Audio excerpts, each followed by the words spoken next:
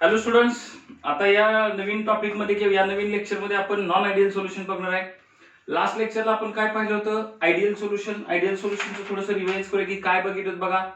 एक सॉल्व्हंट घेतलं, एक सोल्यूट घेतलं, दोन्ही मिक्स केलं, आपल्याला एक सोल्युशन तयार झालं. तयार झालेलं सोल्युशन कसं होतं? Ideal solution. आयडियल सोल्युशन कशावर ओळखायचं? त्याचे 5 क्रायटेरिया दिले होते. डेल्टा व्ही मिक्सिंग 0 होता, डेल्टा एच मिक्सिंग 0 होता, तुमचं interaction solute solute, solvent solvent आणि सोल्यूट सॉल्व्हंट सगळे इंटरॅक्शन कसं होतं? इक्वल होतं. शिवाय सगळ्यात महत्वाचं, या सोल्युशननं Raoult's law for all the concentration or different concentration, different temperature, all the range of temperature and concentration काय केलं होतं? ओबे केला होता किंवा फॉलो केला होता. आता याच्यामध्ये काय करूया, आज आपण नॉन आयडियल सोल्युशन बघणार आहे.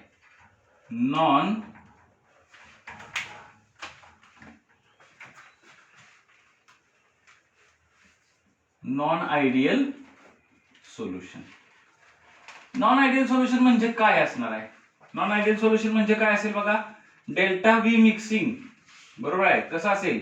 Not equal to 0. Delta H mixing कसं असेल? Not equal to 0. It does not follow Raoult's law. बरोबर का? बघा, हा राऊल्स लॉ फॉलो करत नसणार. त्या 3 गोष्टीमुळे काय असतं? सोल्युशन आपलं नॉन आयडियल होतं. आता नॉन आयडियल म्हणजे एक्झॅक्टली काय ते आपण चेक करूया.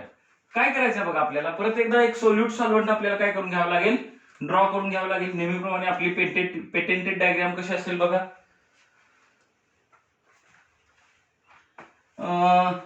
इथं आपण काय करूया, एक सॉल्व्हंट घेऊया. सॉल्व्हंटला नाव काय दिलं होतं? See, this is a pure A, that is a solvent. इकडे एक सोल्यूट घेतला. सोल्यूटचं नाव काय होतं बघा, बरोबर आहे. This is a pure B, that is a solute. आता ह्या दोघांचं मिळून काय करायचं? आपल्याला एक सोल्युशन तयार केलं. and this is your solution. आता काय करायचं आहे बघा. नेहमीप्रमाणे आपल्याला हे जे सोल्युशन तयार झालं, हे नॉन आयडियल सोल्युशन तयार झाले. नॉन आयडियल म्हणजे काय असणार आहे? पहिला क्रायटेरिया काय होता? It does not follow Raoult's law. बरोबर आहे का? राऊल्स लॉ फॉलो केला नाही. या सोल्युशन राऊल्स लॉ फॉलो केला नाही म्हणजे नक्की काय झालं बघा. आपल्याला हे माहिती आहे की राऊल्स लॉ मध्ये कसं असतं? Observed vapour pressure of the solution must be equal to the vapour pressure of the solution calculated from the Raoult's law. मग आपल्या इथं कसं असणार आहे? P observed is not equal to PA not X A plus PB not X B. बरोबर ना? See, this is the observed vapour pressure calculated by use of a manometer. ह्या मॅनोमीटरचा यूज करून काय केलेलं आहे आपण? हे ऑब्झर्व केलेलं आहे. आणि हे कोणापासून कॅल्क्युलेट केलंय बघा?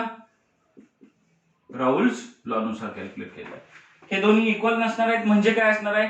हे सोल्युशन राऊल लॉ फॉलो करत नाही. अजून एक असणार आहे, पार्शियल प्रेशर ऑफ ए म्हणजे पी ए ऑब्झर्व्ड, आपण मॅनोमीटरने कॅल्क्युलेट केलेलं pressure it is not equal to the vapour pressure of partial pressure of A calculated according to the Raoult's law. दुसरं कसं असेल बघा? PB observed is not equal to PB not XB. Again partial pressure of B जे observe केलंय आणि आपण राऊल्स law नुसार काढलेलं आहे ते कसं नसणार आहे? इक्वल नसणार आहे. हे जर असं सगळं बघितलं तर आपल्याला लक्षात येते की this solution does not follow the Raoult's law. That's why this solution is called as a non ideal solution. आता हे नॉन आयडियल सोल्युशनचा पहिला क्रायटेरिया फेल केला. दुसरा काय बघा. तर दुसरा क्रायटेरिया फेल झाला म्हणजे काय असणार आहे? हे सोल्युशन काय करणार आहे बघा. इट डेल्टा व्ही मिक्सिंग कसं असणार ह्याचं? Delta V mixing not equal to 0. आता हे नॉट इक्वल टू 0 का असणार आहे बघूया. नॉट इक्वल टू 0 कसं असेल बघा. इथं कुठले मॉलिक्युल्स असतील? इथं फक्त प्युअर ए चे मॉलिक्युल्स असतील. नेहमीप्रमाणे इथं कोणाचे मॉलिक्युल्स असतील? प्युअर बी चे मॉलिक्युल्स असतील. इथं कोणाचे मॉलिक्युल्स असतील? ए बी यांचे मॉलिक्युल्स असणार आहेत. आता काय होणार आहे बघा. इथं ए इंटरॅक्शन असणार आहे, इथं बी इंटरॅक्शन असणार आहे, इथं मात्र कुठली इंटरॅक्शन असणार आहे? ए बी इंटरॅक्शन असणार. इथली ए इंटरॅक्शन म्हणजे interaction between A and interaction between BB म्हणजे solvent solvent interaction, solute solute interaction must not be equal to solute solvent interaction. इथल्या इंटरॅक्शन किंवा एबी मध्ये पार्टिकल्स मधली किंवा सोल्यूट आणि सॉल्व्हंटच्या पार्टिकल मधली इंटरॅक्शन म्हणजे फोर्स ऑफ अट्रॅक्शन हा सोल्यूट सोल्यूट सोल्यूट सोल्यूट आणि सॉल्व्हंट सॉल्व्हंटच्या इंटरॅक्शन पेक्षा वेगळा असेल. तो जास्त आहे की कमी आहे हे आता बघायचं नाही, पण वेगळा असणार आहे. म्हणजे एबी मधलं असलेली इंटरॅक्शन हे ए आणि बीबी ह्या दोघांपेक्षा वेगळं असेल. ह्या दोघांचं इक्वल असू शकतं, याचं याच्यापेक्षा वेगळं असू शकतं, ह्याच्या इक्वल असू शकतो, याचं याच्यापेक्षा वेगळं असू शकतं, याला इक्वल असू शकतं. पण एबीचं इंटरॅक्शन हे दोन्हीपैकी एकाला कोणाला तरी जरी वेगळं झालं तरी ते कुठलं सोल्युशन तयार करतं? नॉन आयडियल सोल्युशन तयार करणार आहे. आता काय होणार आहे बघा, तिसरे क्रायटेरिया कसं असणार आपला? Delta H mixing not equal to 0. म्हणजे काय? ज्या वेळेला आपण हे सोल्यूट या सॉल्व्हंट मध्ये ऍड करून हे सोल्युशन तयार करणार आहे त्यामध्ये हीट मध्ये होणारा चेंज हा 0 नसणार, because this is a non ideal solution. मग काय करायचं आहे? हे कशामुळे होत असेल बघा, हे इंटरॅक्शन नेहमीप्रमाणे आपल्याला काय करावं लागणार आहे? ब्रेक करावं लागणार. हे इंटरॅक्शन कसं करावं लागणार? आपल्याला ब्रेक करावं लागणार. आणि हे इंटरॅक्शन काय होणार आहे? नवीन तयार होणार आहे. म्हणजे ह्या दोन इंटरॅक्शनला ब्रेक करण्यासाठी हीट काय करायला लागणार? द्यायला लागणार आहे. इथं हीट काय होणार आहे? रिलीज होणार आहे. आयडियल सोल्युशनच्या केसमध्ये इथं ऍब्झॉर्ब झालेली हीट आणि इथं रिलीज केलेली हीट इक्वल होती, पण इथं कसं असणार आहे? Heat absorbed in a breaking of AA and BB interaction is not equal to the heat released during the formation of AB interaction. एबीच इंटरॅक्शन फॉर्मेशन होत असताना जी हीट बाहेर पडेल ती वेगळी असणार, हिथं आत जी हीट येईल ती वेगळी असणार. त्यामुळे हे सोल्युशन कसं असणार? तुमचं नॉन आयडियल सोल्युशन असणार आहे. आता आपला चौथा क्रायटेरिया कसा असणार आहे बघा, that is the interaction. Interaction कुठल्या कुठल्या असणार आहेत बघा. इथं कसं असणार आहे? A interaction, BB interaction, it must not be equal to AB interaction. Solute solute solvent solvent interaction हे सोल्यूट सॉल्व्हंट इंटरॅक्शनला इक्वल नसणार. That's why this solutions are the non ideal solution. लक्षात आलं का? आता हे इंटरॅक्शन का नसणार तर इथं आपण चेक केलेलं आहे. इथं सुद्धा हा क्रायटेरिया बऱ्यापैकी काय झालेला आहे? क्लिअर झालेला आहे. पहिला राऊल्स लॉ फॉलो केला नाही. Delta V mixing not equal to 0 होतं, delta H mixing not equal to 0 होतं आणि ह्याचं इंटरॅक्शन सुद्धा वेगवेगळं होतं. सोल्यूट सोल्यूट सॉल्व्हंट सॉल्व्हंट आणि सोल्यूट सॉल्व्हंट इंटरॅक्शन वेगळं होतं. त्यामुळे यांनी काय तयार केलं? तुमचं नॉन आयडियल सोल्युशन तयार केलं. आता पाचवा क्रायटेरिया ह्यांनी काय केला होता? पाचवा क्रायटेरिया सुद्धा इथे हे झाला होता की delta S mixing greater than 0 आणि डेल्टा जी मिक्सिंग लेस दॅन 0. हे तर काय तुमच्या आयडियल सोल्युशन साठी होतं तसंच होतं. इथं सुद्धा हे काय जास्त गरजेचं आपल्याला नाही. ह्या दोन्ही कंडिशन्स काय होतात? पाचव्या पॉईंट मध्ये सॅटिस्फाईड होतात. म्हणजे आपल्या ह्या 5 पॉईंटवरून आपण सांगू शकलो की हे सोल्युशन कसं असणार? तुमचं नॉन आयडियल सोल्युशन असणार. आता हे नॉन आयडियल सोल्युशन सुद्धा दोन प्रकारचे असतात. पहिल्यांदा काय करा, हे क्रायटेरिया लिहून घ्या. आपण काय करूया नेक्स्ट पार्ट मध्ये आपण याचं टाइप्स बघूया आपण. ठीक आहे? आय होप तुम्ही लिहून घेतलेलं असावं. आता काय करूया बघा, आपण नॉन आयडियल सोल्युशनचे दोन टाइप्स पडतायत. कुठले कुठले दोन टाइप्स? एक असा टाइप की ज्याच्यामध्ये सोल्यूट सॉल्व्हंट इंटरॅक्शन वाढलेलं असणार आहे आणि एक असा टाइप की ज्याच्यामध्ये सोल्यूट सॉल्व्हंट इंटरॅक्शन कमी झालेलं असणार आहे. मग these non-ideal solutions are classified किंवा it is categorized into two categories. First is a solution showing negative deviation from Raoult's law. आणि दुसरं म्हणजे आहे solutions showing positive deviation from Raoult's law.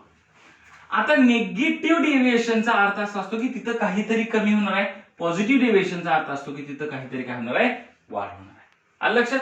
जे नॉन आयडियल सोल्युशन असतात त्याला दोन part मध्ये आपण कॅटेगराइज केलं. त्यातला पहिला पार्ट आपण आता काय करूया डिटेल मध्ये बघूया. तो म्हणजे solution showing negative deviation from Raoult's law. कसा असेल बघा. आता इथं आपण काय केलेलं असणार आहे? तर डेल्टा राऊल्स लॉ नुसार ह्याचे क्रायटेरिया काय काय बघा. आपले पहिला क्रायटेरिया असा आहे की राऊल्स लॉ ओबे करणार नाही. राऊल्स लॉ ओबे करणार नाही म्हणजे कसं असणार बघा. पी ऑब्झर्व्ड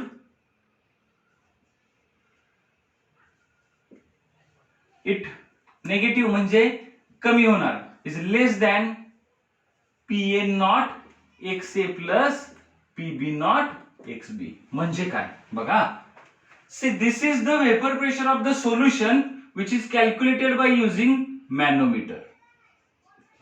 म्हणजे एक्झॅक्टली आपण मॅनोमीटर यूज करून काय केलं, नवीन सोल्युशन तयार केलं, त्याचं वेपर प्रेशर कॅल्क्युलेट केलं. And see this is the vapour pressure of solution calculated according to the Raoult's law.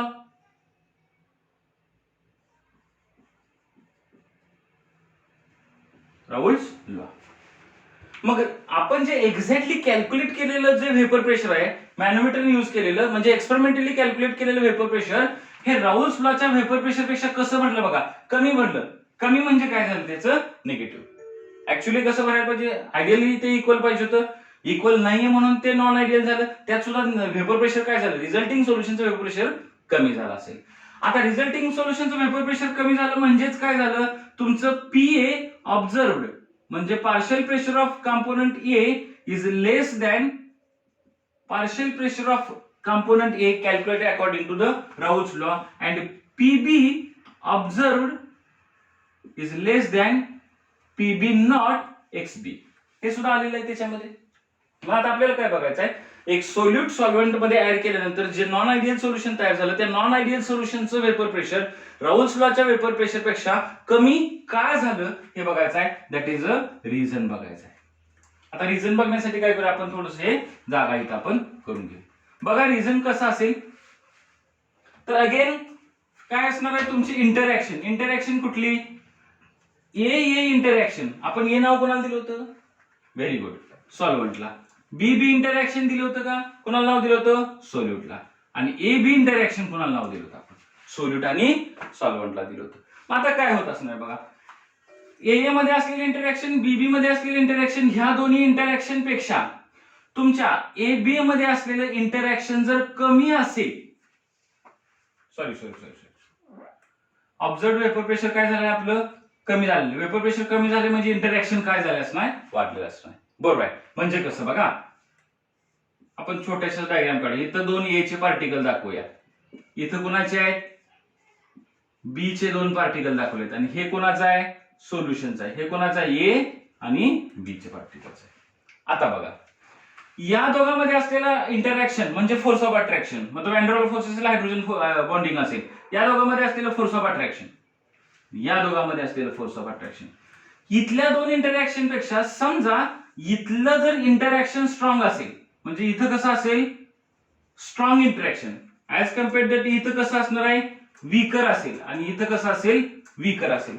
मग सोल्यूटचे दोन पार्टिकल जेवढ्या डिस्टन्सवर आहेत, सॉल्व्हंटचे दोन पार्टिकल जेवढ्या डिस्टन्सवर आहेत, त्यापेक्षाही सॉल्व्हंटचे पार्टिकल्स कुठे आहेत, जवळ आलेत का, का तर इंटरॅक्शन वाढलं. इंटरॅक्शन वाढल्यामुळे म्हणजे इकडे बघा, हे सोल्यूट आहे, ह्याचे दोन पार्टिकल एवढ्या डिस्टन्सवर आहेत, हे सॉल्व्हंट आहे, ह्याचे पार्टिकल ह्या दोन डिस्टन्सवर आहेत, पण जेव्हा हे दोन्ही मिक्स करू तेव्हा सोल्यूट आणि सॉल्व्हंटचे पार्टिकल असे काय झालेले असणार, जवळ आले असणार. आणि हे दोन पार्टिकल जवळ आल्यामुळे हे दोनच पार्टिकल असणार का, एन नंबर ऑफ पार्टिकल्स असणार, म्हणजे सोल्यूट आणि सॉल्व्हंट मध्ये इंटरॅक्शन जर वाढली तर सोल्युशन काय होणार आहे, सोल्युशन मधले असलेले सोल्यूट आणि सॉल्व्हंटचे पार्टिकल जवळ येतील. पार्टिकल जसे जसे जवळ येतील तसं त्याचे व्हॉल्यूम काय होणार आहे, कमी होणार. व्हॉल्यूम कमी झाल्यामुळे पार्टिकल एकमेकाला ताकदीने ओढून धरलेले आहेत, तर मग त्याचं वेपर मध्ये कन्वर्ट होण्याची टेंडन्सी कशी राहणार आहे, कमी राहणार. वेपर जर कमी झालं तर वेपर प्रेशर कसं राहणार आहे, कमी राहणार आहे. That's why the observed vapour pressure of the solution is less than the calculated from the Raoult's law. लक्षात आलं का. मग हे सॉल्व्हंट पेक्षा सॉल्व्हंटचं इंटरॅक्शन वाढल्यामुळे रिझल्टिंग सोल्युशनचं वेपर प्रेशर काय होतं, कमी होतं. आणि जिथं रिझल्टिंग सोल्युशनचं वेपर प्रेशर कमी होतं त्या नॉन आयडियल सोल्युशनला आपण काय नाव देणार आहे, the solution showing negative deviation from the Raoult's law. आता काय करायचंय बघा आपल्याला, ह्याच्यामध्ये अजून एक काय करायचंय, डेल्टा व्ही मिक्सिंग एक बघूया आपण. आहे इथं जागा आपल्याकडे.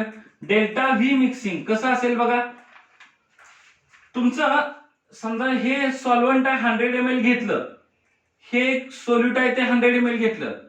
आता जर ह्या आतापर्यंत शिकवलेल्या क्रायटेरियानुसार तुम्ही अंदाज लावू शकतो का की इथं तयार होणाऱ्या सोल्युशन मधलं व्हॉल्यूम हे 100 प्लस 100 200 असेल का 200 पेक्षा लेस दॅन असेल?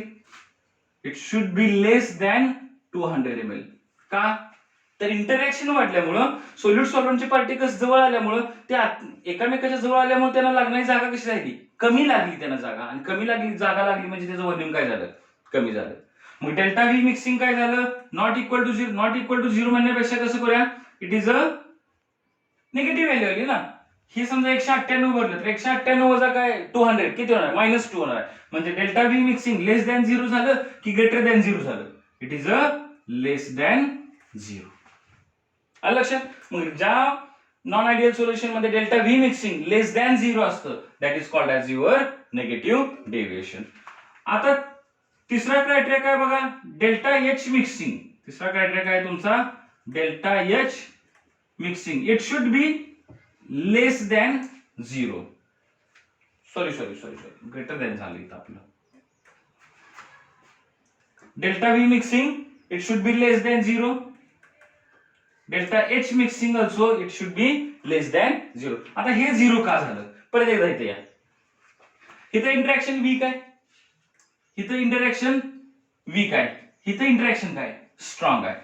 आता हे आपल्याला ब्रेक करायला आपण आय थिंक हे तिसऱ्यांदा पाहतोय की तुम्हाला सोल्यूट इंटरॅक्शन काय करायला लागणार आहे? ब्रेक करायला लागणार आहे. म्हणजे हिथं तुम्हाला हीट द्यावी लागणार, हिथं तुम्हाला हीट द्यावी लागणार आहे. ही इंटरॅक्शन वीक आहे त्यामुळे हिथं द्यावी लागणारी हीट ही कशी होती? कमी होती. पण हे इंटरॅक्शन स्ट्रॉंग असल्यामुळं हिथं फोर्स ऑफ अट्रॅक्शन जास्त असल्यामुळे हिथून हीट जास्त बाहेर पडेल. म्हणजे जेवढी हीट तुमची ऍब्झॉर्ब होणार त्याच्यापेक्षा जास्त हीट काय होणार आहे? बाहेर पडणार आहे. म्हणजे फायनल हीट कशी असणार आहे?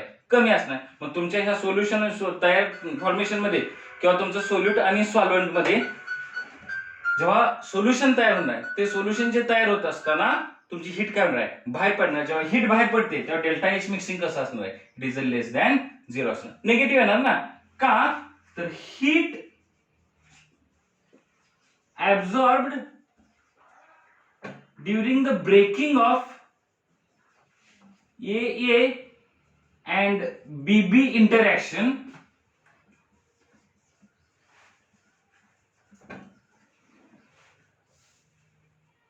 is less than heat released during the formation of AB interaction. थोडक्यात आपण असं म्हणूया की दिस इज द एक्झोथर्मिक रिएक्शन. जसं डेल्टा एच कसा असतो? निगेटिव्ह म्हणजे लेस दॅन 0 असणार. आलं लक्षात? आता अजून एक क्रायटेरिया ह्याच्यामध्ये आहे की ज्याच्यामध्ये इंटरॅक्शन कशी असेल बघा? सोल्यूट इंटरॅक्शन सॉल्व्हंट इंटरॅक्शन पेक्षा सोल्यूट इंटरॅक्शन कशी असणार आहे? जास्त असणार. त्याच्यामुळे हे निगेटिव्ह डेव्हिएशन आहे. आता ग्राफिकली आपण बघूया की ह्याच्यामध्ये कसं डेव्हिएशन होणार आहे. नेहमीप्रमाणे आपण ग्राफ काढूया इथं.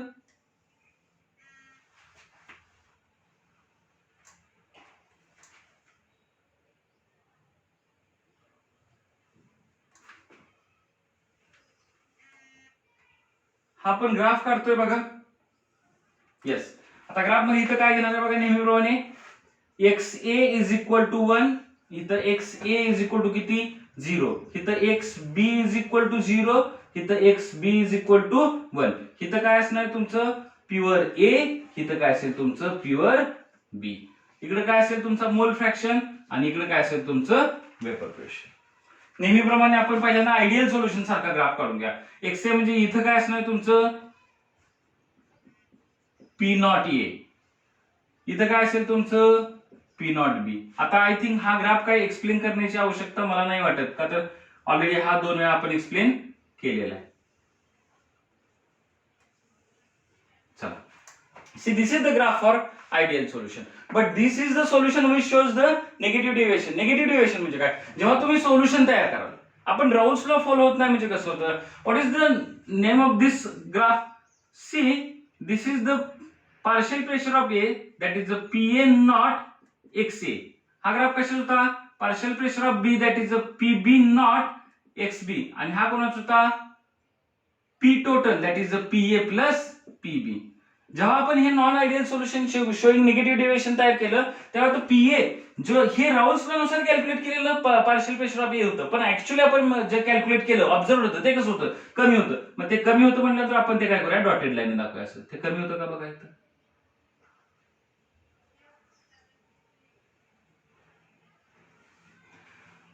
आता ऑब्झर्व व्हेपर प्रेशर ऑफ बी पण काय झालं होतं, कमी झालेलं होतं. आणि observe vapour pressure of the solution सुद्धा कसं होतं, कमी होतं बघा. See, this is the graph for the solution showing negative deviation from the Raoult's law. बघा हे जे डार्क लाईन दिसते that is the vapor pressure according to the Raoult's law. हे जे डॉटेड लाईन दिसते this is the vapor pressure according to किंवा according to the manometer आपण calculate केलं, आपण ऑब्झर्व केलेलं वेपर प्रेशर हे, आणि राऊल्स लॉ नुसार कॅल्क्युलेट केलेले. राऊल्स लॉ नुसार कॅल्क्युलेशन केल्यापेक्षा हे कमी झालं का vapour pressure, that's why it is called as a solution showing negative deviation. Graph लक्षात आलं का, हा ग्राफ ड्रॉ करून घ्या. आता आपल्याला बघायचं आहे की सोल्युशन शोईंग पॉझिटिव्ह डेव्हिएशन आहे, पण ह्याचे आपण काय करूया, एक्झाम्पल्स अगोदर बघूया. आता एक्झाम्पल्स कुठले कुठले असणार आहेत बघा. त्याच्यामध्ये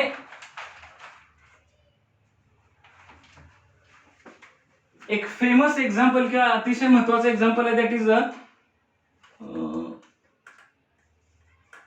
chloroform when it mix with the ऍसिटोन.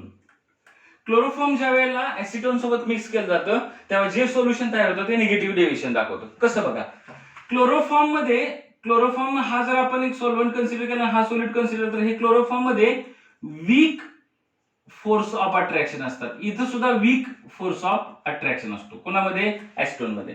पण जेव्हा तुम्ही ऍसिटोन आणि क्लोरोफॉर्म एकत्र ऍड कराल इथे एक नवीन फोर्स तयार होतो, that is called as a hydrogen bonding तयार होतं. हायड्रोजन बॉन्डिंग झाल्यामुळे बघा ह्या दोघांमधला फोर्स ऑफ अट्रॅक्शन वाढला, म्हणजे इंटरॅक्शन वाढलं. इंटरॅक्शन वाढलं की निगेटिव्ह डेव्हिएशन झालं. इंटरॅक्शन कसं वाढणार बघा, आपण क्लोरोफॉर्म काढूया. इथं कसं असेल, CH CH इकडे एक Cl, इकडे एक Cl, इकडे एक Cl, आणि इथं ऍसिटोन काढूया.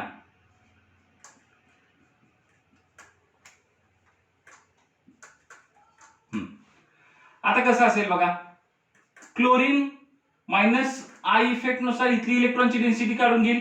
इकडे सुद्धा क्लोरीन हे इलेक्ट्रॉन कार्बनचे काढून घेईल, हा क्लोरीन सुद्धा कार्बनचे इलेक्ट्रॉन काय करणार आहे, काढून घेणार आहे. ह्या तिन्ही बाजूला इलेक्ट्रॉन विथड्रॉइंग ग्रुप जोडल्यामुळे ह्या कार्बनवर कुठला चार्ज आला, पॉझिटिव्ह चार्ज आला. हा पॉझिटिव्ह चार्ज आल्यामुळे इथले सुद्धा इलेक्ट्रॉनची डेन्सिटी कुणाकडे सरकली, कार्बनकडे सरकली. मग हायड्रोजनकडे कुठला चार्ज आला, प्लस डेल्टा चार्ज आला. मग हे पॉझिटिव्ह चार्ज हायड्रोजन या ऑक्सिजन सोबत काय करतो, हायड्रोजन बॉन्ड तयार करतो. त्यामुळे काय झालं बघा, क्लोरोफॉर्म आणि ऍसिटोनच्या मॉलिक्यूल मध्ये फोर्स ऑफ अट्रॅक्शन वाढला का. See this is solute, this is solvent. Solvent मध्ये फोर्स ऑफ अट्रॅक्शन वाढला की व्हॉल्यूम कमी झालं, हीट जास्त बाहेर पडली, तुमचं निगेटिव्ह डेव्हिएशन झालं. आलं लक्षात. म्हणजे जिथं इंटरॅक्शन वाढतं तिथं निगेटिव्ह डेव्हिएशन होणार आहे. मग निगेटिव्ह डेव्हिएशन शोज करणारे नॉन आयडियल सोल्युशन कसे तयार करायचे, असे एक्झाम्पल्स घ्यायचे की ज्यांच्यामध्ये नवीन कुठला तर फोर्स जनरेट होणार आहे. सॉल्व्हंट पेक्षा सॉल्व्हंट मध्ये जर नवीन एखादा फोर्स जनरेट होत असेल, इथं वीक फोर्स ऑफ अट्रॅक्शन, इथं वीक फोर्स ऑफ अट्रॅक्शन, पण इथं काय झालंय, strong force of attraction generate झाल्यामुळं आता हायड्रोजन बॉन्डिंग. आता तुम्ही मला इथं क्लोरीन असून सुद्धा हायड्रोजन बॉन्डिंग कसं आहे, दिस इज द एक्सेप्शन की ज्याच्यामध्ये ज्या मॉलिक्युल मध्ये क्लोरीन असून सुद्धा हे काय करणार आहे, हायड्रोजन बॉन्डिंग तयार करणार आहे. अजून एक्झाम्पल कुठली घेता येतील आपल्याला, CH3 प्लस कुठलाही एखादं असं कंपाऊंड की ज्याच्यामध्ये ऑक्सिजन किंवा नायट्रोजन आहे. CH3 म्हणजे हा एक्स काय असू शकतो तुमचा, क्लोरीन, ब्रोमीन, आयडीन असू शकतो. आणि हे कंपाऊंड कुठला असू शकतो, any compound which contains oxygen और any compound which contains heteroatom like nitrogen. For example CHCl3 plus C2H5NH2 हे जर तुम्ही घेतलं तर हे काय करणार, तुमचं non ideal solution showing negative deviation तयार करू शकतं. आलं लक्षात. अजून काही एक्झाम्पल्स आहेत बघा. तुम्ही कुठलंही स्ट्रॉंग ऍसिड घ्या आणि ते जर वॉटर मध्ये ऍड केलं तर जे रिझल्टिंग सोल्युशन तयार होईल त्याचं कसं असणार आहे, निगेटिव्ह डेव्हिएशन असणार. कुठलं कुठलं बघा, for example HCl plus H2O, HNO3 plus H2O, H2SO4 plus H2O, HI plus H2O. एवढ्या सगळ्यांच्या मध्ये जेव्हा सोल्यूट आणि सॉल्व्हंट एकत्र येतात नवीन हायड्रोजन बॉन्डिंग तयार होतं, त्यामुळे सोल्यूट सॉल्व्हंट इंटरॅक्शन काय होते, वाढते. त्याच्यामध्ये हे सोल्युशन काय करतात, नॉन आयडियल बिहेवियर मध्ये निगेटिव्ह डेव्हिएशन दाखवणार. लक्षात आलं का. एक्झाम्पल्स लिहून घ्या. एक्झाम मध्ये बऱ्याच वेळेला विचारले गेलेले, आपण जेव्हा या टॉपिकच्या एंडला आपण प्रिव्हियस इयर सीईटी नीट आणि जीईचे एक्झाम पण बघणार आहे त्यावेळेला किंवा एमसीक्यूज बघणार आहे त्याच्यामध्ये ह्याच्याशी संदर्भात किंवा ह्याच्याशी रिलेटेड तुमचे एमसीक्यू सुद्धा येणार आहेत. आता लिहून घ्या, आपण पॉझिटिव्ह डेव्हिएशन असणारे सुद्धा आपण बघणार आहे. आय होप की तुम्ही हे लिहून घेतलेलं असावं. आता आपण दुसरी कॅटेगरी बघूया, that is the solution showing positive deviation. आता सोल्युशन शोईंग पॉझिटिव्ह डेव्हिएशन कसे असणार आहेत बघा. राऊल्स लॉ पासून कसे असणार आहेत, पॉझिटिव्ह डेव्हिएशन दाखवणार आहेत.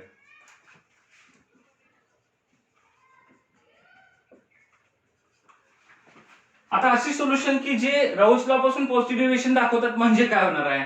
पहिला आपला क्रायटेरिया राऊल्स लॉ. राऊल्स लॉ काय होते बघा,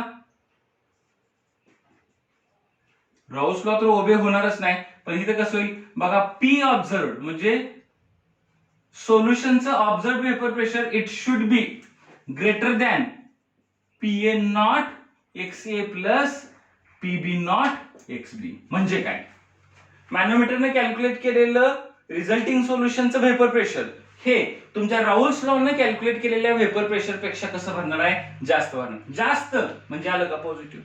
हे कुणानुसार कॅल्क्युलेट केलं आपण, राऊल्स लॉ नुसार कॅल्क्युलेट केलं. अजून एक कसं असणार आहे बघा, partial vapour pressure according to the manometer is greater than PA not X A and partial pressure of B observed it should be greater than PB not XB. तरच हे सोल्युशन काय करणार आहे, तुमचं पॉझिटिव्ह डेव्हिएशन दाखवणार आहे.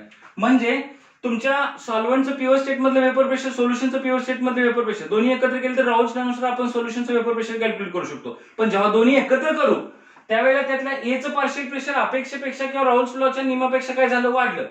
बीचं partial pressure सुद्धा ह्याच्यापेक्षा वाढलं. मग सोल्युशनचं टोटल प्रेशर वेपर प्रेशर काय होणार आहे, राऊल्स लॉ पेक्षा काय होणार आहे, वाढणार आहे. This is the first condition for the solution showing positive deviation. आता दुसरी कंडिशन काय आहे बघा, आपल्याला नेहमीप्रमाणे 3-4 कंडिशन आपल्याला काय करावे लागतात, कम्पेअरच करावे लागतात. दुसरी कंडिशन कुठली आहे, डेल्टा व्ही मिक्सिंग. आता डेल्टा व्ही मिक्सिंग म्हणजे काय, व्हॉल्यूम काय, वेपर प्रेशर वाढलं म्हणजे काय झालं, व्हॉल्यूम वाढलेलं. Delta V mixing should be greater than 0. Delta V mixing should be काय असणार आहे तुमचं, ग्रेटर दॅन 0. कसं असणार आहे बघा, आपलं A A interaction, B B interaction and A B interaction ह्याच्यावर सगळं डिपेंड राहणार आहे. या केसमध्ये ज्याच्यामध्ये पॉझिटिव्ह डेव्हिएशन असतं बघा, तुमचं सॉल्व्हंट सोल्यूट एकत्र केल्यानंतर ह्या solvent solvent solute solute interaction पेक्षा तुमच्या सोल्यूट आणि सॉल्व्हंट मध्ये असलेले इंटरॅक्शन जर कमी असेल, कमी म्हणजे काय, परत एकदा आपण काय करूया, तीच डायग्राम काढूया. बारकाईन बघा, मी डिस्टन्स किती ठेवतो, ए ए बी बी म्हणजे हे झालं सॉल्व्हंट, हे झालं सोल्यूट, आणि इथं तुमचं सोल्युशन असेल. समजा हे चित्र असं असेल, ए आणि बी. बारकाईन बघा, ए ए मधले डिस्टन्स बघा म्हणजे सॉल्व्हंटच्या 2 मॉलिक्यूल मधले डिस्टन्स, बी बी मधले डिस्टन्स बघा सोल्यूटच्या 2 मॉलिक्युल्स मधले डिस्टन्स, आणि ए आणि बी सोल्यूट आणि सॉल्व्हंट मधल्या म्हणजे तुमच्या सोल्युशन मधल्या सोल्यूट आणि सॉल्व्हंट मधले डिस्टन्स बघा, हे डिस्टन्स जास्त आहे. आता हे डिस्टन्स जास्त काय, तर इथं फोर्स ऑफ अट्रॅक्शन, इथला फोर्स ऑफ अट्रॅक्शन हा इथल्यापेक्षा इकडं फोर्स ऑफ अट्रॅक्शन कसं असणार, जास्त असणार. इथं इंटरॅक्शन वीक झालं. आता त्याची कारण काय ते आपण नंतर बघू, पण इथं वीक झालं. जर इंटरॅक्शन वीक असेल तर मॉलिक्युल्स लांब लांब असतील, मॉलिक्युल्स लांब लांब असतील तर त्याचा आकार काय म्हणजे मॉलिक्युलचा आकार वाढणार नाही, ओव्हरऑल लिक्विडचं व्हॉल्यूम काय होणार आहे, वाढणार. आणि लिक्विडचं व्हॉल्यूम जर वाढलं तर delta V mixing change in volume कसं असणार आहे, ग्रेटर दॅन 0 असणार. आणि ज्या सोल्युशनचा डेल्टा व्ही ग्रेटर दॅन 0 असतो that will shows the positive deviation. लक्षात आलं का, ह्या सोल्युशननं पॉझिटिव्ह डेव्हिएशन का सांगितलं, तर सोल्यूट सोल्यूट सॉल्व्हंट सॉल्व्हंट पेक्षा सोल्यूट सॉल्व्हंट इंटरॅक्शन काय झालं, कमी झालं. आता तिसरी कंडिशन असली आपण delta H mixing, it should be greater than 0. का ग्रेटर दॅन 0 असणार आहे बघा, हे इंटरॅक्शन स्ट्रॉंग आहे, हे इंटरॅक्शन स्ट्रॉंग आहे, हे इंटरॅक्शन वीक आहे. इथं मी लिहितो स्ट्रॉंग, इथं मी लिहितो स्ट्रॉंग, आणि इथं लिहितो मी वीक. मग स्ट्रॉंग इंटरॅक्शन ब्रेक करण्यासाठी हीट द्यावी लागणार, स्ट्रॉंग इंटरॅक्शन ब्रेक करण्यासाठी हीट द्यावी लागणार. इथं हीट ऍब्सॉर्ब होते, हे वीक इंटरॅक्शन तयार होताना हीट बाहेर पडणार आहे, पण एवढी जास्त हीट बाहेर पडणार आहे ना, थोडी हीट बाहेर पडेल. म्हणजे heat absorb is greater than heat released. म्हणजे heat absorb is greater than heat released and this is the endothermic reaction. या कंडिशन मध्ये ऍब्सॉर्ब केलेली हीट जास्त असेल तर डेल्टा एच मिक्सिंग काय झाली तुमची ग्रेटर दॅन 0 झाली. आलं लक्षात. आता ह्याच्यामध्ये हे असं का झालं, delta V mixing greater than 0 का झालं, delta H mixing greater than 0 का झालं, याचं एकच रिझन आहे, due to the change in interaction. मगाशी निगेटिव्ह डिव्हिएशन मध्ये असं झालेलं होतं की सोल्यूट सोल्यूट सॉल्व्हंट सॉल्व्हंट पेक्षा सोल्यूट सॉल्व्हंट इंटरॅक्शन जास्त होती. आता काय झालेलं आहे, सोल्यूट सोल्यूट सॉल्व्हंट सॉल्व्हंट पेक्षा सोल्यूट सॉल्व्हंट इंटरॅक्शन काय झालेलं आहे, कमी झालेलं आहे. जिथं सोल्यूट सॉल्व्हंट इंटरॅक्शन वीक होते, कमी होते, तिथं पॉझिटिव्ह डेव्हिएशन होतं, व्हॉल्यूम वाढतं, हीट काय होते, जास्त ऍब्सॉर्ब केली जाते. आलं लक्षात. आता याचं सुद्धा आपल्याला काय करायचं आहे, ग्राफ बनवायचा आहे. हे लिहून घेतलेलं असेल. आता पॉझिटिव्ह डेव्हिएशनचा ग्राफ मगाचा जसा ग्राफ होता त्याच्या एक्झॅक्टली कसा असणार आहे, अपोजिट असणार. अपोजिट म्हणजे काय, पहिल्यांदा आपण आयडियल सोल्युशनचा ग्राफ काढून घ्या ना, आयडियल सोल्युशनचा परत आपण नॉन आयडियल आणि पॉझिटिव्ह डेव्हिएशनचा ग्राफ तयार करूया.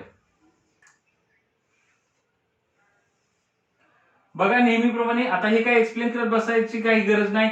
X is equal to 1, X is equal to 0, X B is equal to 0, X B is equal to 1. इथं असलेलं वेपर प्रेशर कोणाचं असणार आहे, पीए नॉट. इथं असलेलं वेपर प्रेशर कोण असणार आहे, पीबी नॉट. इकडे काय असेल, मोल फ्रॅक्शन. इकडे काय असेल तुमचं वेपर प्रेशर. इथं काय असेल तुमचं प्युअर ए, इथं काय असेल तुमचं प्युअर बी. मग आयडियल सोल्युशनचा ग्राफ अगोदर आपण काढून घेऊया, जरा जास्तच गडबड होते. यस,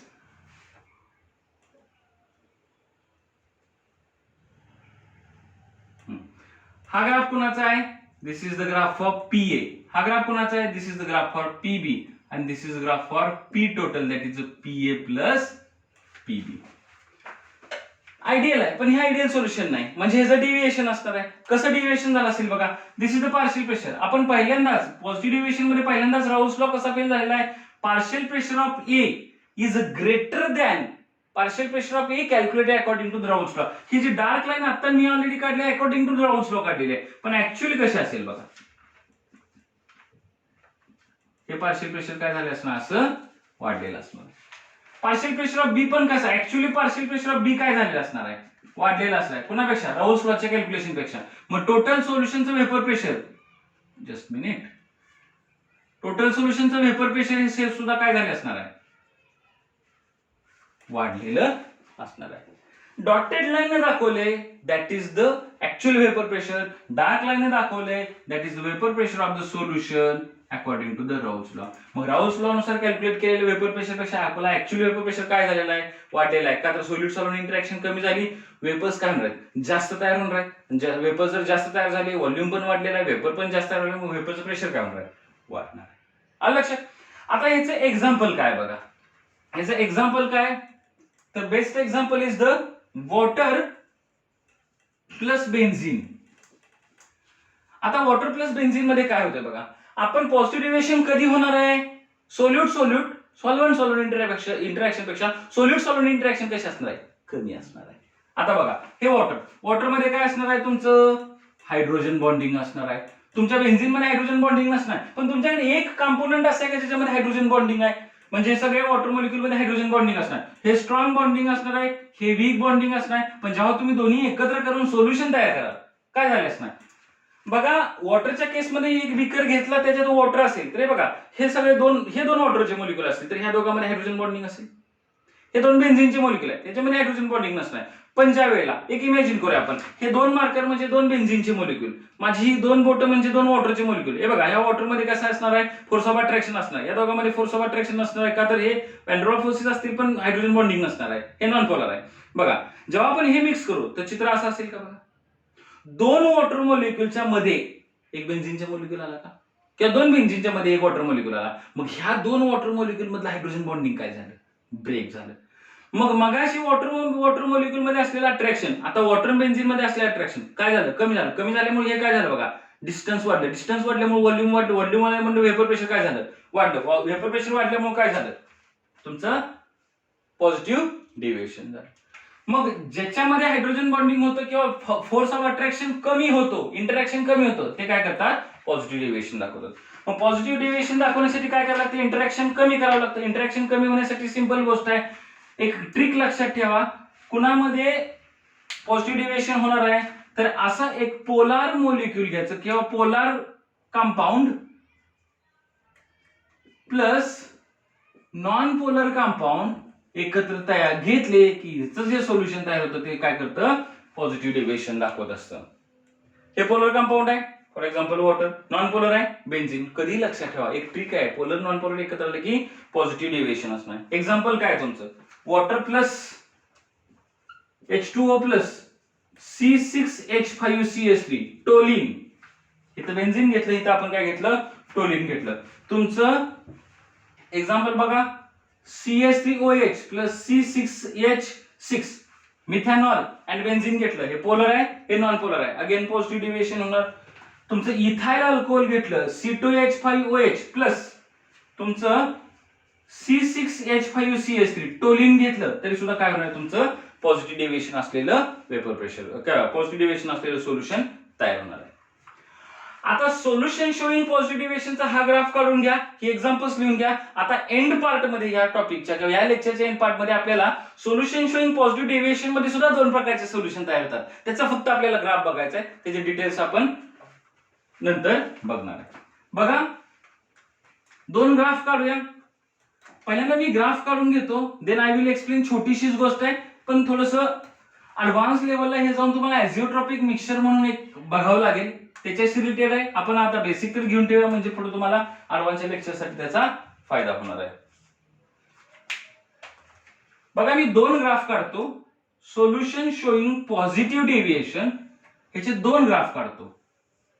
दोन ग्राफ मधला डिफरन्स तुम्हीच मला सांगायचा आहे.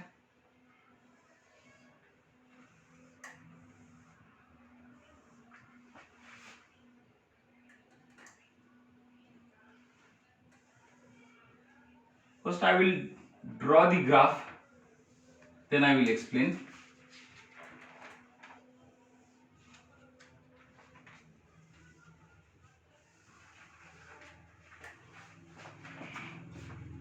Let XA is equal to 1, XB is equal to 0, XB is equal to 0, XB is equal to 1, XA is equal to 1, XB is equal to 0, XA is equal to 0, XB is equal to 1. आता इथं काय मोल fraction, इथं vapour pressure, इकडे vapour pressure, इथं मोल fraction.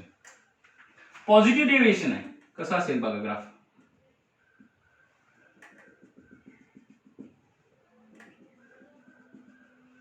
बघा, again इथं पॉझिटिव्ह डेव्हिएशन आहे, ग्राफ असा असेल का बघा.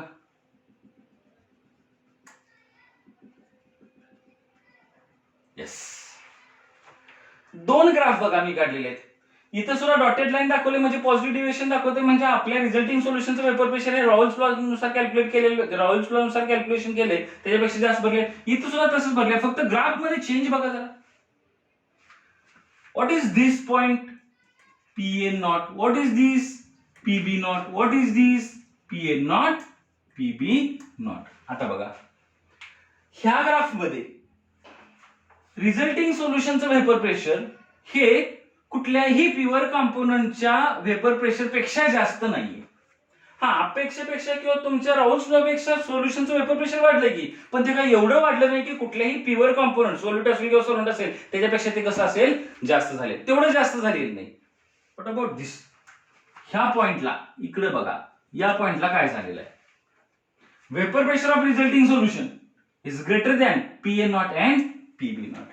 इथं काय झालेलं आहे, तुमच्या सोल्युशनचं वेपर प्रेशर हे दोन्ही पैकी एका कंपाऊंड किंवा दोन्ही पेक्षाही किंवा दोन्ही कंपाऊंडच्या प्युअर स्टेट मधल्या वेपर प्रेशर पेक्षा जास्त झालेला आहे का. See this is called as a type 1 solution, this is called as a type 2 solutions, and this solution will use azeotropic mixtures.